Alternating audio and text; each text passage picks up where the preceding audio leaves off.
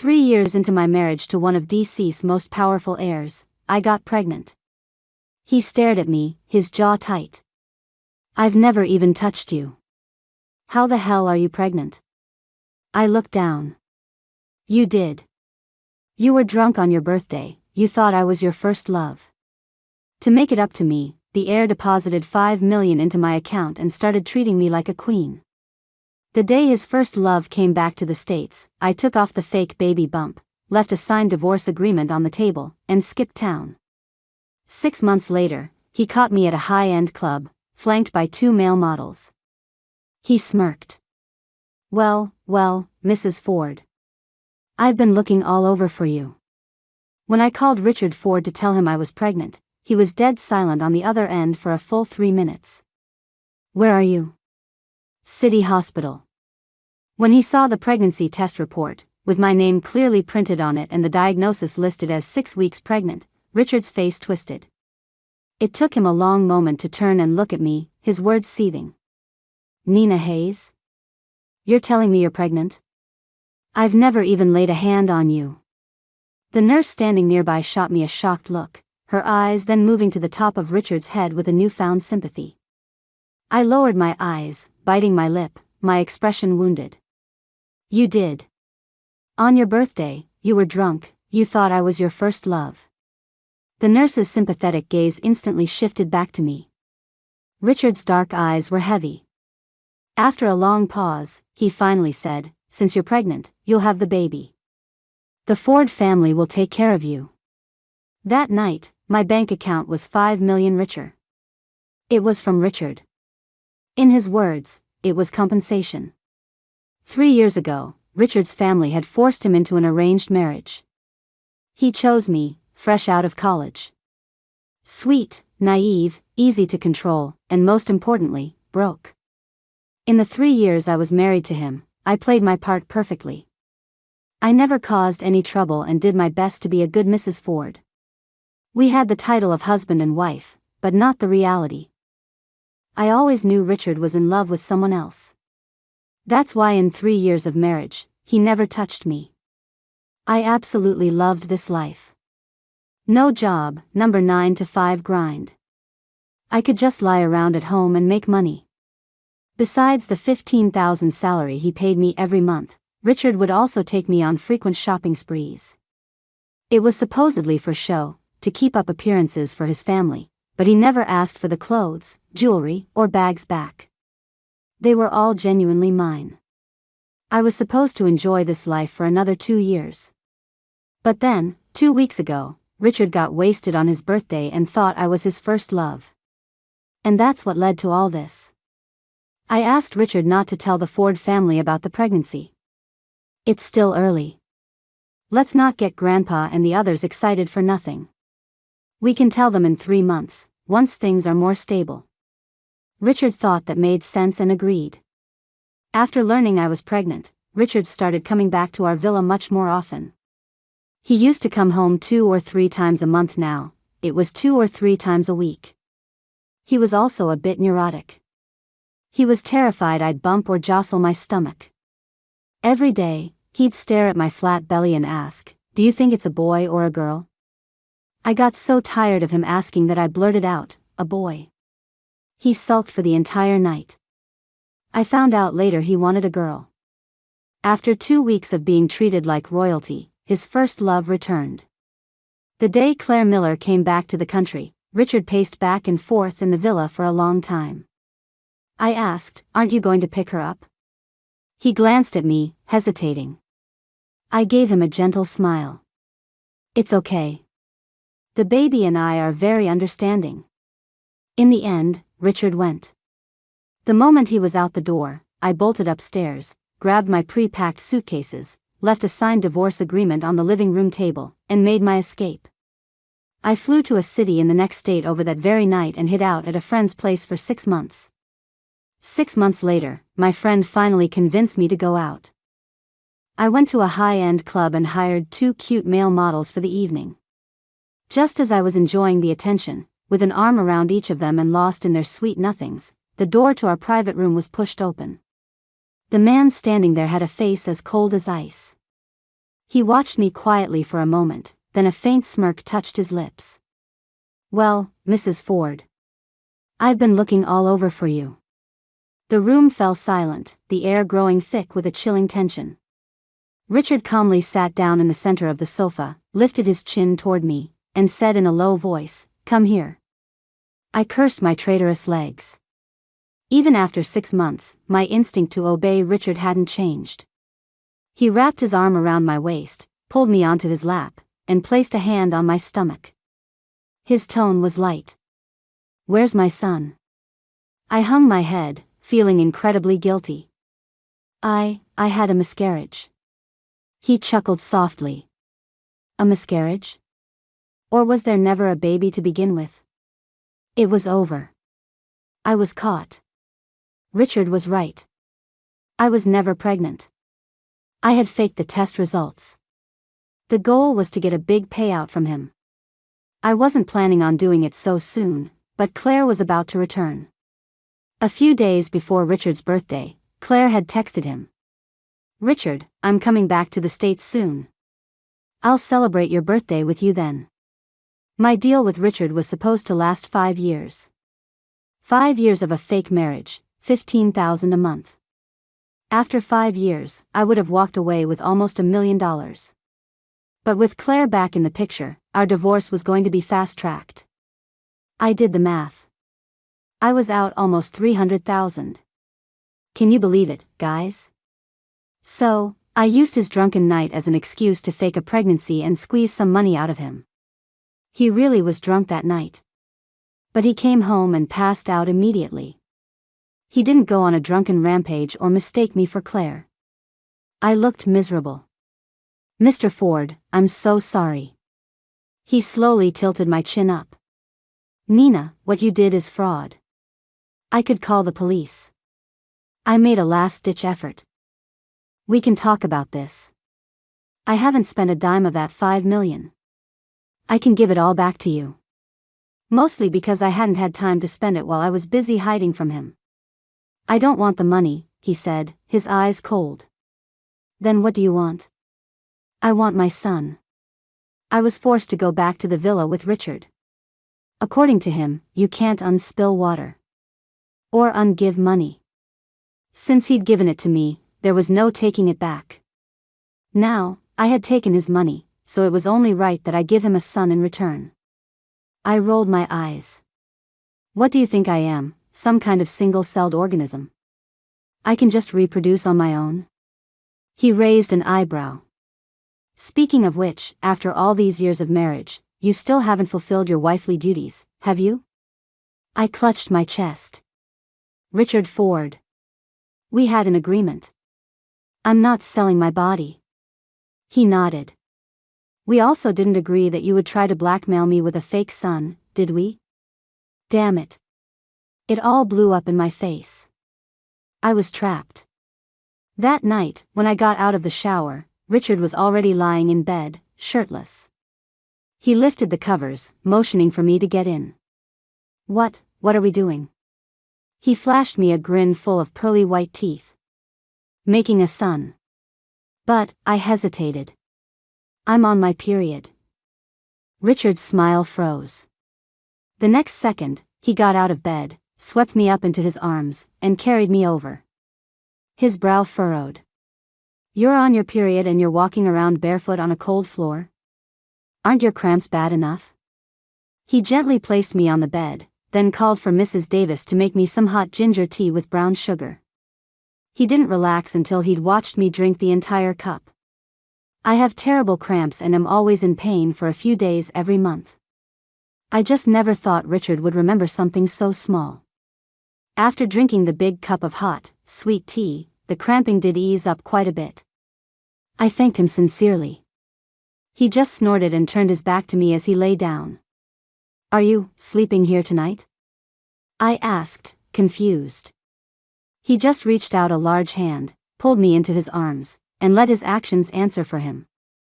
The clock on the wall showed it was midnight, and Richard was clearly exhausted. I didn't say anything more. I carefully tucked the corner of the blanket around him and drifted off to sleep. This was the first time Richard and I had ever shared a bed. Surprisingly, I slept pretty well. When I woke up the next day, he had already left for work. After I had washed up and eaten breakfast, I was planning to just veg out in the small garden for the morning when the villa had a visitor. I knew her. It was Richard's first love, Claire Miller. She was here to see me. She had that classic girl next door look, with a gentle and sweet demeanor, and was wearing a white dress. Mrs. Davis obviously knew her, calling her Miss Claire. In the garden, I sat on the swing while she stood by the pond. Miss Hayes, I'm Richard's first love. My name is Claire Miller. I came back to the States to take care of some unfinished business. I have late-stage stomach cancer. I'm dying. That last sentence shattered my composure. Another poor soul. I walked over to her and took her hand. Miss Miller, you've misunderstood. Richard and I are married, but we're not in love. The person he loves has always been you. She looked at me, disbelieving. Really? Really? In the first year of my marriage to Richard, I discovered there was a room he never let anyone enter. Not even Mrs. Davis, who had been with the family for over a decade. One time, using the excuse of bringing him fruit, I snuck a peek inside. My God, it was filled with photos. Of one woman, from her school days to her professional life, covering every wall. I later learned that woman was Claire Miller. They met in high school and dated for 4 years in college. Richard had once said he would marry no one but her. But then Claire flew abroad alone, leaving Richard with nothing but a breakup note. For the first year after she left, Richard practically drowned himself in alcohol. He eventually pulled himself together over time, but his love for Claire never faded. The reason he chose to marry me out of all people, was simply because I had my hair in a high ponytail and was wearing a white dress. It was Claire's favorite look. He chose me only because I looked like her. Claire was even more shocked to hear this. He used you as my replacement? And you're not angry? I smiled. I don't love him, so why would I be angry? He pays me money, I give him my time. It's a fair trade. We were talking about nearly $1 million. Most people couldn't earn that in several generations of hard work. All I had to do was give up 5 years of my youth without selling my body. It was an amazing deal. Thinking of this, I put on a sad face. But you came back early, so I might not get the full amount. She was smart and caught on immediately. How much are you losing? Around 300,000. I'll give it to you. My eyes instantly lit up. Now we're talking. That was just perfect. That evening, I personally cooked a huge dinner for Richard. When he came home, I stood at the door, eagerly took his coat, pulled out his chair, placed a medium-rare steak in front of him, and poured him half a glass of red wine. Richard raised an eyebrow slightly. What's this all about? I gestured for him to drink the wine, and he took a small sip. Going to all this trouble, what are you trying to ask me? I cleared my throat. Mr. Ford, I'm cheating on you. In that instant, the villa became so quiet you could hear a pin drop. His fingers, gripping the wine glass, turned white as he pressed his lips into a thin line. This was terrifying. My legs felt so weak I could barely stand. Mr. Ford, let's get a divorce, I finally managed to stammer out the main point of the evening. Richard's eyes darkened. After a long moment, he masked all his emotions, slowly finished the steak, and even drank the rest of the wine. Then he grabbed my hand and dragged me, irresistibly, back to the second-floor bedroom. He threw me onto the sofa, loosened the buttons at his collar, and his voice was heavy. So for 300,000, you sold me to Claire Miller? My breath hitched. Damn it. The bastard knew everything. Of course, he did. He was the master of this house, after all. He must have eyes and ears everywhere.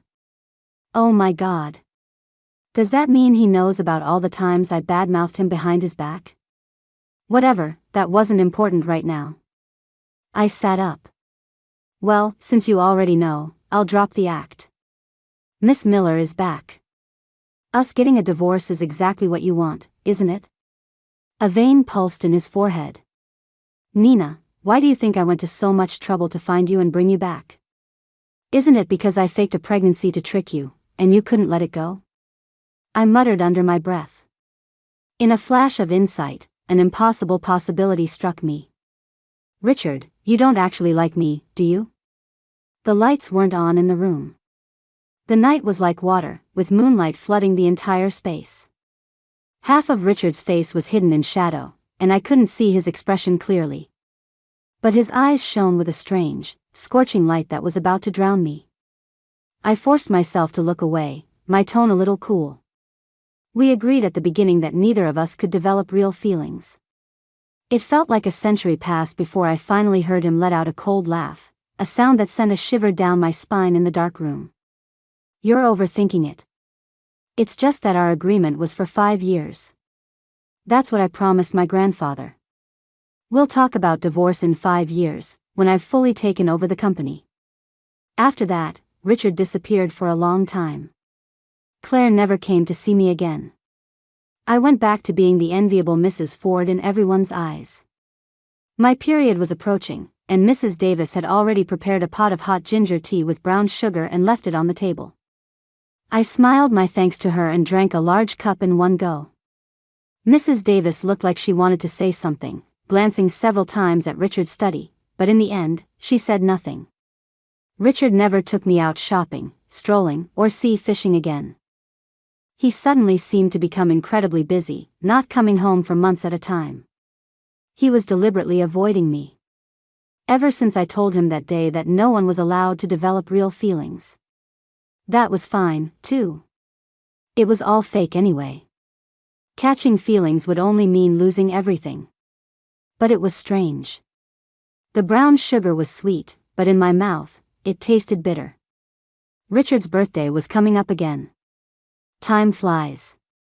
It had been almost a year since his last birthday, when I lied to him about being pregnant. This year, the party was being organized by his grandfather. A lot of people were invited to a banquet at one of the Ford family's estates. On the night of the party, Richard took me to a private boutique to pick out a dress and jewelry. The owner was a beautiful blonde woman who spoke fluent Chinese. "What style are you looking for?" she asked with a smile as she measured my bust. I thought for a moment. Something dignified and elegant. After all, I was Mrs. Ford now. I had to be sophisticated and graceful, and not embarrass Richard. But the woman looked me up and down a few times and smiled knowingly. "It's Richard's birthday today. How about a different style?" When I came out wearing the red dress, Richard was on the phone by the window. When he hung up and turned to look at me, a clear flash of astonishment crossed his face. I looked at the woman in the mirror. The dress was as red as fire, and my hair, piled high, revealed a slender, fair neck. My waist was narrow, my legs long and shapely, and there was a subtle, alluring hint of cleavage. I had never seen myself look so breathtakingly beautiful. But the slit in the dress went almost all the way up to my thigh. I felt a little uneasy. Maybe I should change? He didn't say anything, just picked a ruby necklace from the nearby jewelry selection. He walked behind me and fastened the necklace himself. "No need," he said calmly. "This is perfect." The gemstone was brilliant and dazzling. And his fingertips accidentally brushed against my neck, sending an unexpected shiver through me. It tickled. When I walked in on Richard's arm, all eyes turned to us. After more than 3 years with him, I was used to this kind of attention. Only this time, it wasn't just the women's stares, but also those of all sorts of men. Didn't they say Miss Miller was back? Why is she still here? I thought Mr. Ford would have kicked her to the curb without a second thought. Well, it's been 3 years. You'd get attached to a dog in that time. I had heard things like this countless times over the past 3 years. I thought I had long since stopped caring, but an unidentifiable emotion still churned in my heart. I tightened my grip on my wine glass and told myself to let it go. What they were saying was the truth. I had endured it for so many years, what was one more? One more year, and I could divorce Richard, take my $1 million, and go with my mom to a place where no one knew us to live out our lives. Mrs. Ford. I turned to meet a man's smiling eyes. I recognized him. He was Richard's sworn enemy, Harrison Vance. He smiled and clinked his glass against mine. You get more beautiful every time I see you. I smiled and thanked him. The next second, he took the jacket from his arm and handed it to me. But, at an event like this, one should still mind their appearance. It was only then that I realized how many eyes were fixed on my exposed shoulders, back, and thighs. Most of them were men, their gazes explicit and suggestive. I frowned, displeased. Before I could say anything, a large hand rested on my waist and Richard was standing beside me. He adjusted the necklace on my chest, his voice not loud, but clear enough for everyone present to hear.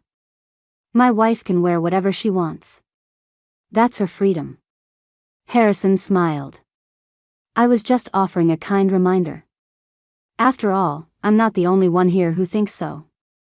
Richard scanned the room, and those people quickly averted their gazes. When titans clash, the little fish don't want to get caught in the crossfire. Richard said, "It's the 21st century. Does Mr. Vance still believe that women dress to please men?" Harrison shrugged. I never said that. Richard smiled slightly. Then what the hell are you telling my wife to be mindful of? She can wear whatever she wants. You think you're worthy of judging a member of the Ford family? The room was so quiet you could hear a pin drop. Harrison, having been publicly humiliated, wanted to say more. But Richard had already taken my hand and turned away. Perhaps Mr. Vance should learn how to respect people before he tries to lecture others. Richard led me away from the crowd to a quiet balcony on the second floor. He sat down, frowning and silent. The night breeze was a bit chilly, and I hugged my arms. He took off his jacket and draped it over me. I pressed my lips together. So you also think this dress is too revealing? A vein throbbed in Richard's forehead. After a long moment, he said, or maybe you're just cold. Right. He was the one who picked this dress, wasn't he? Why did you pick this one for me? It looks good. But it's so revealing, isn't it? They all thought so. Richard turned his head, leaning against the railing, his eyes cast down to look at me. I don't think so. You look beautiful in that dress. Very sexy. A flower is meant to bloom. If someone picks it, it's the person who picked the flower who isn't good enough. The flower itself is blameless. A long, long time ago, my mom, who loved to dance, would always put on her beautiful dance dresses and go out to dance in the square after dinner. Gossip spread through the neighborhood, calling her promiscuous, wondering who she was trying to seduce by dressing like that every day. My dad found out about it. To this day, I still remember his words. Dressing like that, isn't she just asking to be messed with? From that day on, I threw away all the pretty dresses in my closet. And now, someone was telling me with conviction. The flower is blameless. In that moment, as if bewitched, I took a step forward and looked up at him. Richard, is Claire your flower? His Adam's apple bobbed twice. After a long time, he said, she used to be. And now? Before he could answer, possessed by some impulse, I stood on my toes and kissed his lips. I must have been drunk. I found out that night that the time Richard was gone was spent accompanying Claire abroad for medical treatment.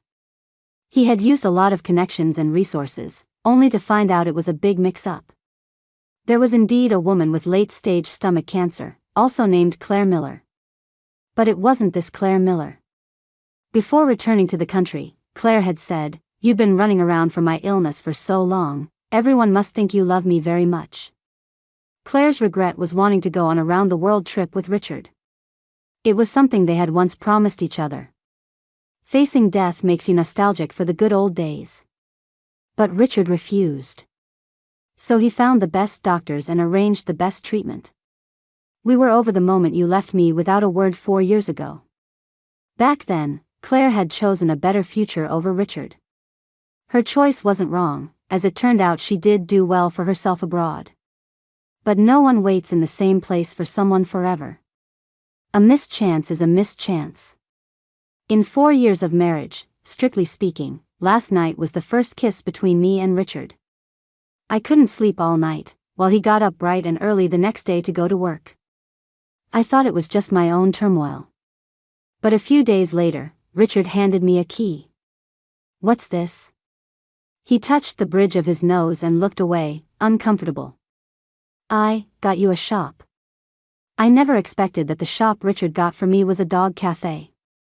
Standing at the entrance, looking at the 2-story, spacious dog cafe, I was stunned. "For me?" I asked, incredulous. He covered his nose. "You said you were bored at home. This is to keep you busy." I invited him in. "Want to come inside and play?" He shook his head. "I'll pass." "You go ahead." The cafe had a wide variety of dogs. 2 of the border collies were especially smart and friendly, rubbing against my legs. I loved them. But I didn't know that Richard was allergic to dog fur. When I rushed to the hospital, he had already finished 2 4 drips. But the red rash on his neck hadn't completely faded.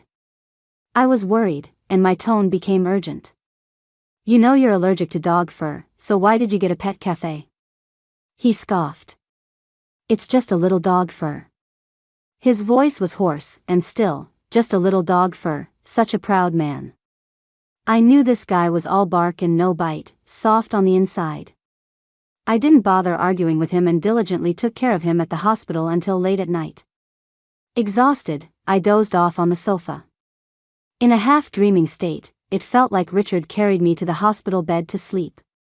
"Because I wanted to make you happy." I think Richard likes me. Why else would he give me a dog cafe? While I was lost in the joy of petting dogs, Richard took his annual leave and brought me on a trip to Aspen. At first, I didn't know why, until he took me to the largest outdoor ski resort there. I hesitated. "I'm scared of dying." He grabbed my hand.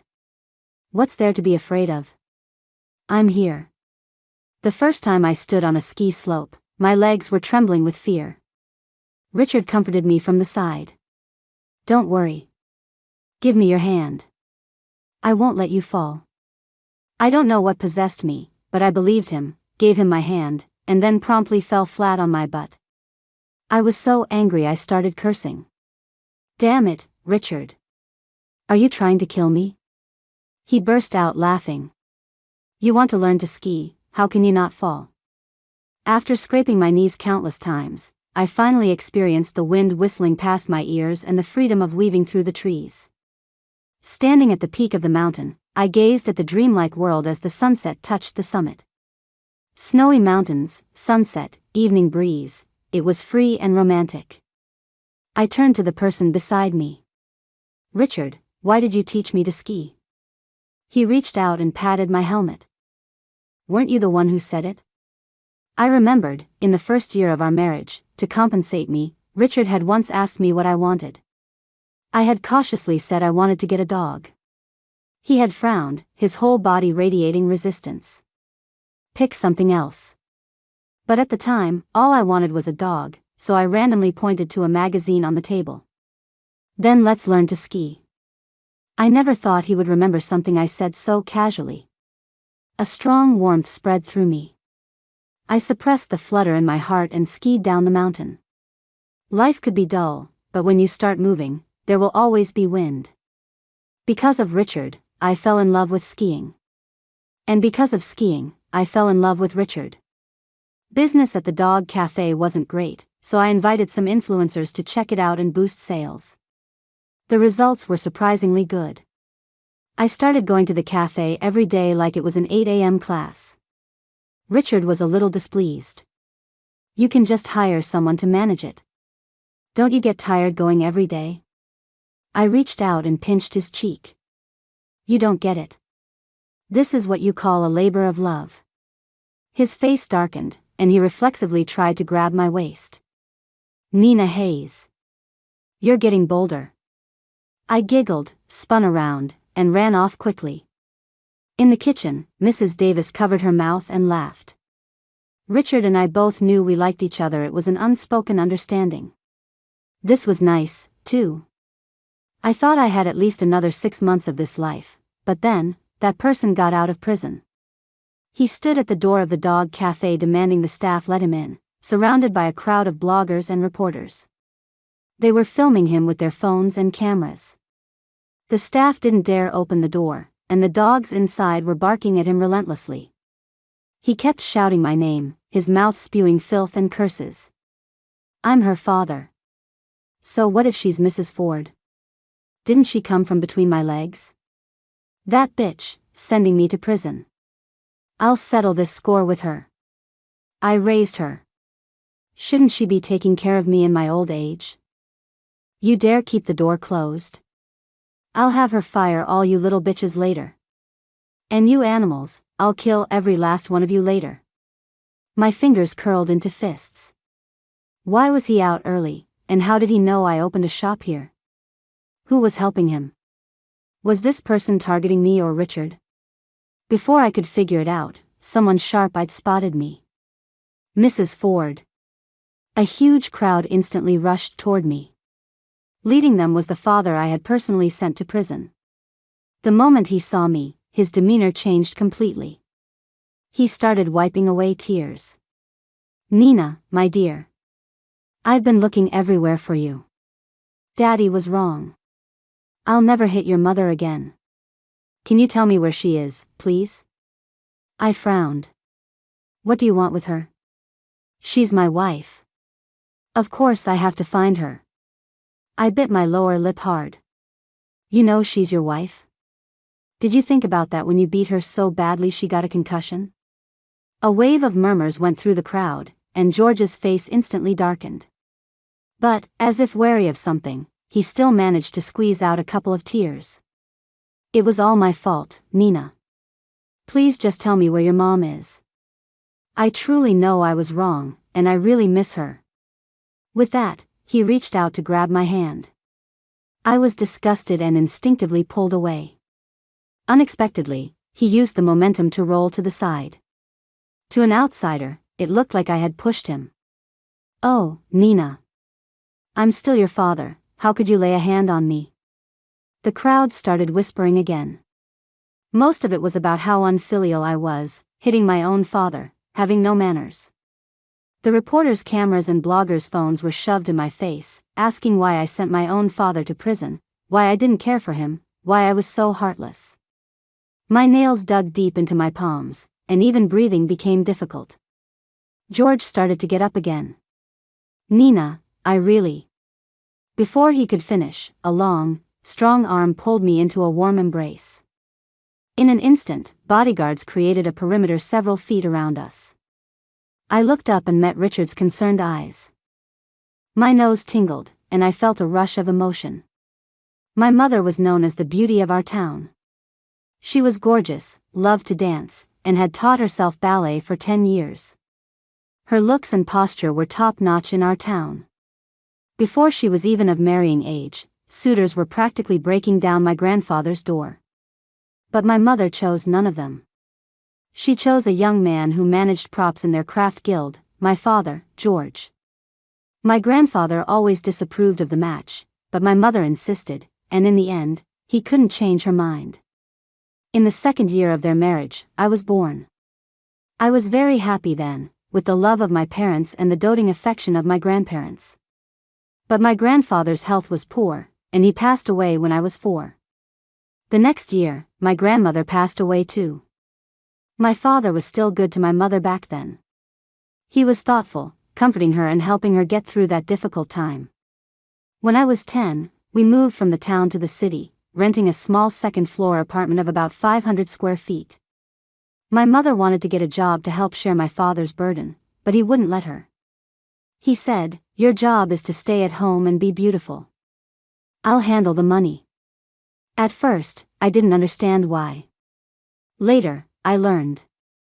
When a flower is too beautiful, the owner doesn't trust leaving it on the balcony. He only wants it in his room, for his own private appreciation. But my mother wasn't a flower, she was a person. She began to find my father's form of house arrest unbearable. After fighting and arguing, my father finally agreed to let her work. My mother became a dance teacher at an elementary school and also found a job as a lead dancer for a group in the park.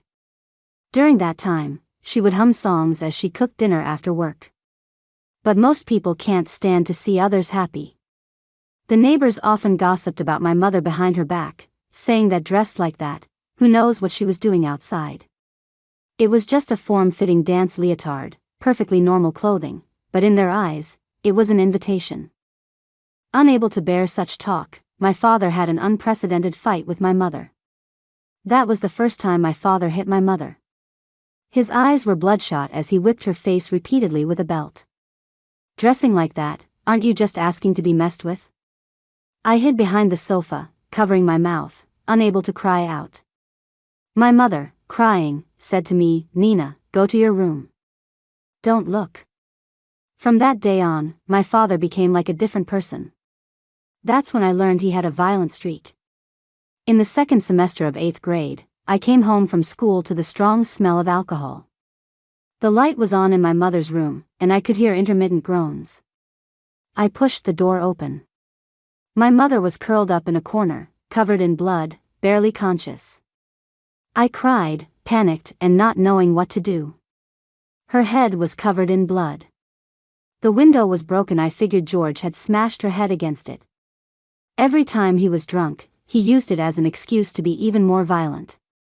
I heard the toilet flush in the bathroom. He emerged from the darkness, unbuckling the belt from his waist, and looked at me with a chilling smile. "Nina's home?" Just in time. As the belt came down, my mother shielded me with her back. In the chaos, I fumbled under the bed for an iron rod I had bought online. I swung it and hit George hard. He was knocked unconscious, not dead. And I took the opportunity to call the police. George had beaten my mother so severely she suffered a concussion and a mental breakdown. Because I testified that he was indeed abusive, and we had video recordings at home, he was sentenced to 10 years in prison. I was 15 years old that year, in the 9th grade. After George was sent away, all his relatives wanted nothing to do with us. Instead, it was my uncle who supported me until I graduated from high school. My aunt was a good person too, tirelessly caring for my mentally fragile mother for 3 years. After I graduated from high school, I planned to go away for college, but my uncle wouldn't let me. "With grades like yours, it would be a shame not to go to college. You go and study with peace of mind. Your aunt and I will take care of your mom." For 4 years of college, I didn't use a penny of the money my uncle gave me. I paid my way through with part-time jobs and scholarships. After graduating, while looking for a job, I was spotted by Richard Ford. I was desperate for money.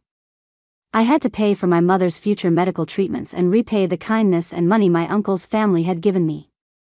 So, I agreed to 5 years with him. Richard, sometimes I really hate myself. If it weren't for me, my mom wouldn't have had to put up with him for so many years. I knew. I always knew. After every beating, my mom would sit by my bed, crying as she watched me, sometimes all night. She probably wanted out a long time ago, but for my sake, she had to endure it. Because if she left, the one getting beaten black and blue by my dad would have been me. My hand was gripped tightly. Richard, his eyes full of heartache, pulled me into his arms. How did you get through all that?" he asked, his lips tight, his hands trembling. The hand on my waist tightened, holding me firmly. "I'm here now. I'll never let you suffer another grievance again. Nina, don't cry. It's killing me." His hot tears fell on my neck, one after another, scalding their way into my heart. Richard didn't give George a chance. He had some people deliberately provoke George while he was drunk, which easily enraged him. Then, with lightning speed, he had him sent back to prison and asked a friend of his in the prison to take good care of him. The person behind it all was also found, Harrison Vance. He had arranged for George's early release, telling him to play the victim so he could use the negative press to suppress the Ford Corporation. When the stock fluctuated and chaos erupted within Ford Corp, he could swoop in and reap the benefits. Richard didn't give him the opportunity. He directly leaked the news of Harrison's affairs with his mistresses to his mother-in-law's family, complete with scandalous, explicit photos. The Vance family exploded. Their stock plummeted, and Richard bought up all of the Vance family's loose shares. Harrison had been slacking off for years, living off his family's wealth, and had sold off many of his shares. Richard bought them back at a high price, accumulating nearly 30% of the shares. At the next board meeting, he held veto power. Isn't it a huge loss to spend so much money on those junk stocks? I asked, confused. Richard looked up from his computer, then reached out and pulled me into his lap. He placed a light kiss on the corner of my mouth. Not a loss. Getting revenge for you is worth any price. I heard that at the next Vance board meeting, Richard arrived late and sat in a side seat. The look on Harrison's face was worse than if he'd eaten a pile of crap. I went to the hospital for another test. The reason was that my period was a month and a half late, and I had been feeling nauseous and vomiting frequently. It was too much like being pregnant. I couldn't be careless. After half an hour of anxiously waiting, the results came back: elevated HCG, 5 weeks pregnant. I excitedly ran to find Richard with the report. He stared at it for a long time, laughing and crying, then gently touched my still flat stomach, a little neurotic. Baby, do me a solid. No mini MES. I punched him in the face. Richard. This man was desperate for a daughter. When my 5-year contract with Richard ended, he gifted me a trip around the world. We chased the northern lights in Iceland, watched the most beautiful sunset in Bali, rode in the biggest, most beautiful hot air balloon in Turkey, crossed the Sahara Desert, and experienced the romance and freedom of Paris. On a beach in California, we ran into Claire Miller. She was holding a child in her arms, with a handsome, blonde man standing beside her. Richard and I both tacitly agreed not to go over and say hello. Once you find peace, you move forward. We were all lucky. We didn't get stuck rotting in the past and in dreams. Epilogue 1. Today, the kindergarten teacher sent me a message. I thought that little rascal, Chloe, had gotten into trouble at school again. But it turned out the teacher was just giving me and Richard a heads up. A heads up about what? When Chloe got home, I found out. She had been asked a question by the teacher today. What did the teacher ask you? The teacher asked us what our mommy and daddy liked to do at home. I suddenly had a very bad feeling. And how did you answer? Chloe lifted her chin. I said, Daddy's favorite thing to do at home is spank mommy's butt, especially when I'm sleeping. I almost coughed up a lung. I roared at the certain someone cooking in the kitchen. Richard Ford. I told you to turn off the lights. Oh my God, just give me a block of tofu to bang my head against. Epilogue 2. For Chloe's first birthday, the Ford family threw a family banquet to celebrate. I don't know who she gets her personality from, but the moment she walked in, she threw herself into Grandpa Ford's arms. Grandpa, Grandpa. Her sweet, milky voice made Grandpa Ford beam with joy, and he immediately gave her a huge red envelope. A villa. I shot Richard a look. Aren't you going to stop this? Isn't this too much? But Grandpa Ford thought I was unhappy about it. After dinner, he called me into the study and gave me an envelope. I opened it. Inside was a key. The old man cleared his throat. You get one, too. That's really not what I meant. Grandpa. Epilogue 3. Chloe was 7, and on her first day of first grade, she got into a fight at school. When she came home, I asked her sternly why. She pouted, defiant. He said his mom was the prettiest. I didn't agree, so I showed him your picture. That little jerk threw the picture on the ground and stepped on it. My mouth twitched. And then you beat him up? Chloe snorted, looking exactly like her father. I did. Richard raised an eyebrow from the side. Did you win? Chloe puffed out her chest. Of course I won. Not only did she win, she sent the kid to the hospital. The next day, I dragged Richard to their house to apologize. On the way back, he kept muttering, "She really isn't as pretty as my wife." Epilogue 4. After George went to prison, Richard arranged for my mother to be treated at the best hospital abroad. With the doctor's care and therapy, my mother's condition improved significantly. Sometimes she could even say my name and knew who she was. I asked her to live with me, but she refused. Despite my repeated pleas, my mother returned to our small town and bought a house with a yard next to my uncle's. I gave my uncle a debit card. He refused to take it, insisting he couldn't. After much persuasion, he finally accepted. His eyes were full of tears. "When I was taking care of your mom, I never expected anything in return. Your grandparents are gone. I'm her only brother and your only uncle. It's my duty to take care of you both." My eyes reddened.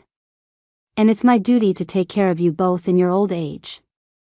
Under the care of my uncle and aunt, my mother's recovery continued to improve. When I went home for New Year's Eve this year, she even personally cooked me a dish of braised pork ribs. I ate every last bite, tears streaming down my face. It was my favorite dish from my childhood. I thought I would never taste it again. Richard squeezed my hand. "It's all in the past." Outside the window, fireworks exploded, illuminating the entire night sky. That's right. It's all in the past. We will be healed by time, achieve our own salvation, and climb out of the mud and misery to become better versions of ourselves. I wiped away my tears, stood up, and raised my glass. Happy New Year. Out with the old, in with the new, year after year.